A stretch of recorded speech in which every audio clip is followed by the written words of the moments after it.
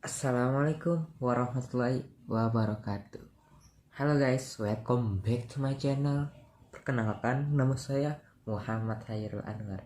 Saya kelas 11 IPS 2. Saya ingin mengasih tahu tentang bab industri pelajaran geografi. Oke guys, kita langsung mulai aja guys ya. Jadi yang pertama, sektor industri yang berkelanjutan. Green industry itu maksudnya industri hijau.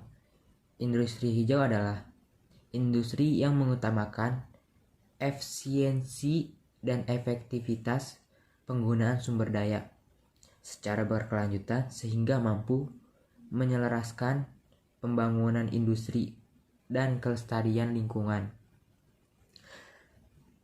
hidup serta dapat bermanfaat bagi masyarakat. Gitu guys. Yang kedua, sektor perikanan yang berkelanjutan. Sektor perikanan yang berkelanjutan itu kearifan dalam pemanfaatan sumber daya di bidang perikanan. Mengatur jumlah, ukuran, jenis ikan yang boleh ditangkap. Jangan nangkapnya ikan hiu ya guys, nggak boleh. Nah, menjaga kelestarian mangrove untuk tempat berlindung dan berkembang biaknya ikan. Kalau misal dihancurin, nanti ikan kagak bakalan bisa berkembang biak guys. Kalau nggak ada hutan mangrove gitu.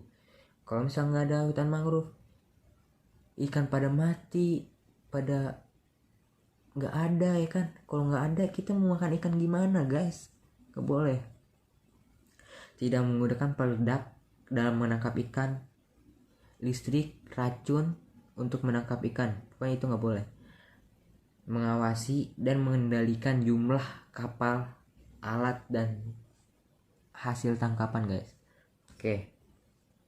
Intinya tuh kita kalau misalnya pengen ngambil ikan, nggak boleh namanya menggunakan seperti itu guys. Nggak boleh namanya menggunakan racun. Itu juga dapat mencemarkan laut guys. Nggak boleh. Bisa-bisa mati, ikannya juga mati, laut jadi rusak ya kan. Nah, selanjutnya yang ketiga nih, sektor perkembangan yang berkelanjutan. Sektor pertambangan yang berkelanjutan. Padahal dalam pelaksanaan penambangan harus memenuhi syarat guys. Ini yang pertama nih syaratnya, sesuai rencana tata ruang. Yang kedua, studi kelayakan dalam masyarakat. Yang ketiga, rumah lingkungan. Yang keempat, tidak menimbulkan kerusakan dan pencemaran lingkungan. Yang kelima, melakukan reklamasi, restorasi, dan rehabilitasi. Yang terakhir, mendukung ketahanan nasional. Itu guys. Dan yang selanjutnya ini guys, aduh ini kepala saya gatal guys, maafin ya. Yang selanjutnya nih, sektor pertambangan yang berkelanjutan. Yang maksudnya itu yang tadi kan sektor pertambangan berkelanjutan, tapi itu yang harus syarat-syaratnya guys. Tapi yang kalau yang ini beda. Lu dengerin dulu. Kegiatan pertambangan harus selalu memiliki AMDAL yang akan menjawab pertanyaan tentang biaya lingkungan, sosial, dan kesehatan masyarakat. Pelaksanaan pertambangan wajib menghindari kerusakan. Misalnya nih, kerusakan nih.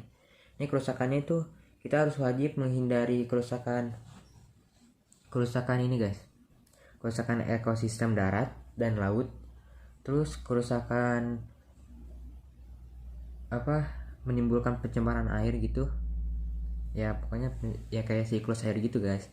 Terus menyebabkan kepunahan keragaman hayati. Terus menyebabkan polusi, itu harus dihindarkan. Mendorong kemiskinan masyarakat setempat, mengancam kesehatan masyarakat itu guys.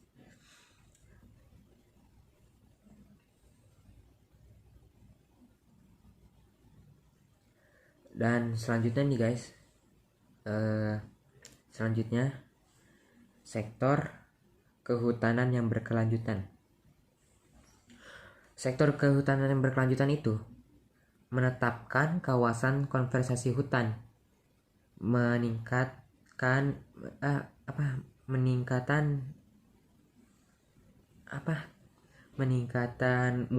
mutu dan produktivitas hutan. Terus reboisasi dan rehabilitasi lahan hutan dan mutu lingkungan, meningkatkan peran pemerintah dalam pengelolaan dan pembangunan kehutanan, meningkatkan penelitian dan pengembangan di bidang kehutanan, menindak tegas pelaku perusak hutan, gitu guys. Jadi tuh kalau misalnya ada yang perusak hutan gitu, yang bakar hutan sembarangan, menebang hutan sembarangan tanpa izin pemerintah, pokoknya itu harus dibasmi kita guys. Itu bakalan dapet sanksi guys, yaitu penjara nggak tahu berapa tahun. Ya itu tugas PKN bukan tugas geografi guys. Nah selanjutnya sektor perkebunan yang berkelanjutan. Sektor perkebunan yang berkelanjutan, kearifan dalam pemanfaatan sumber daya di bidang perkebunan, yaitu memiliki izin dan sertifikat sesuai undang-undang, lahan sesuai dengan tata ruang wilayah, lahan bebas dari sengketa, memiliki badan hukum, memiliki perencanaan jangka panjang agar tetap lestari, pengamatan dan pengendalian hama, penyakit gulma berbasis lingkungan, pengelolaan limbah dengan baik, memiliki AMDAL dan lain-lain. Pokoknya guys, itu sisanya kamu cari aja di Google ya guys. Kalau misalnya mau tahu lebih banyak yang ini, soalnya itu panjang banget guys. Kalau misalnya panjang banget nanti ya nggak bakal durasinya panjang banget. Nah selanjutnya aja guys, langsung sektor jasa pariwisata yang berkelanjutan. Dampak positif jasa pariwisata itu guys, meningkatkan pendapatan masyarakat, meningkatkan pendapatan asli daerah, terus membuka lapangan kerja atau investasi gitu, mendorong wirausaha, melestarikan budaya setempat, pengetahuan dan wawasan meningkat, kesadaran akan kekayaan alam dan budaya, kemampuan bahasa nasional dan asing lebih baik, memampukan gitu guys, pokoknya memampukan dah yang lebih itunya. Terus selanjutnya sektor jasa peristiwa yang berkelanjutan, itu dampak. Nah tadi kan positifnya, kalau sekarang yang negatifnya guys, gue kasih tahu yang negatifnya. Oke. Yang negatif itu meningkatkan frekuensi impor, inflasi dan nilai lahan, menyebarkan penyakit seperti corona, karena memang berbahaya, tapi yang berbahaya Carlota. Enggak guys, maaf. Oke lanjutkan saja. Meningkatkan kriminalitas, lunturnya budaya lokal dan moral bangsa, kerusakan lingkungan alam dan keragaman hayati. Gitu guys. Kalau misalnya kerusakan lingkungan alam itu pasti ada yang iseng gitu manusia guys. Emang manusia tangannya jahil. Oke lanjut selanjutnya. Kalau misalnya sektor jasa yang berkelanjutan itu yang tadi kita udah ngasih tahu positif dan negatifnya. Ini sekarang kita ingin mengasih tahu dalam ini manfaatnya. Oke. Manfaat sumber daya di bidang jasa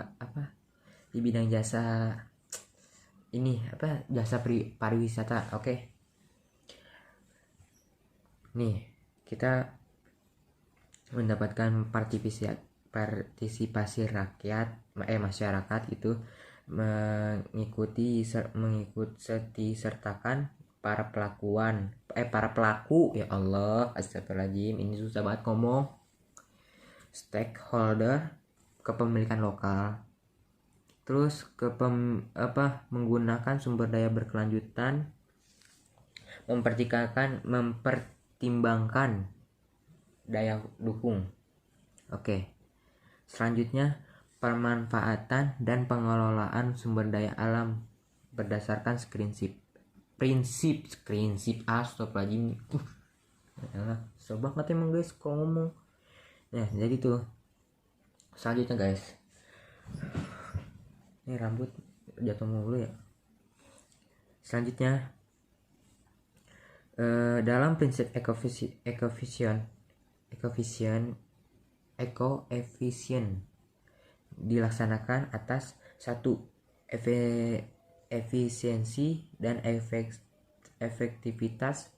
Yang kedua, tidak mengurangi kemampuan dan kelestarian sumber daya alam. Terus yang ketiga, tidak dilakukan secara gratis atau berlebihan gitu. Nah, jadi tuh gitu guys. Ngerti orang ngerti ya sudah pulang. Terus selanjutnya AMDAL, analisis mengenai dampak lingkungan dalam pemanfaatan sumber daya alam. Nih, tujuan AMDAL itu adalah menjamin tetap terpeliharanya kemampuan lingkungan hidup untuk menunjang pembangunan yang berkelanjutan. Nah,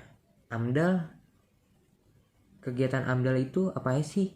Oh, kegiatan AMDAL itu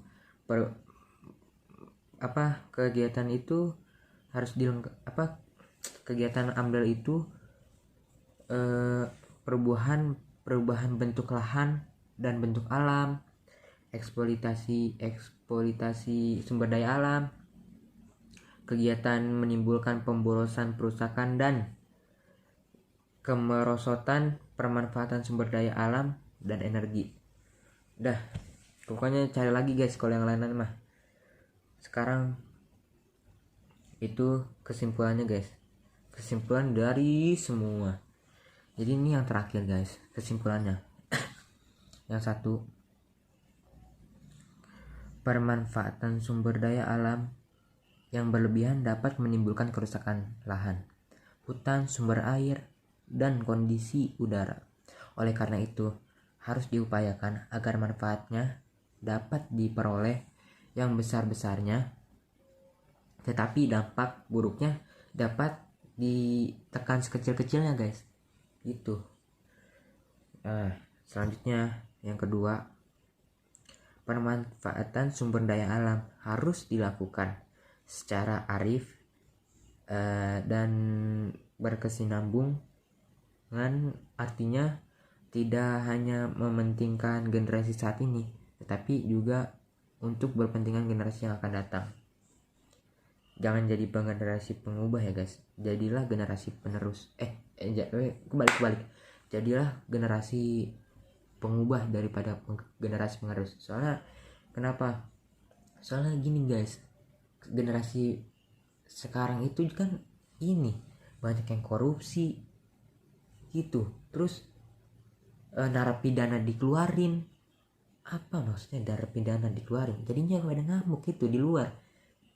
Untung aja saya kagak pernah keluar. Coba pernah keluar. Saya keluar nanti begal guys gara-gara narapidana. Oke. Sampai sini aja diskusi saya apalagi ini ngomong masih ini juga diskusi saya atau pembelajaran saya gitu. Cukup sekian dan terima kasih. Jangan lupa like, comment, and subscribe. Okay, bye. See you next time.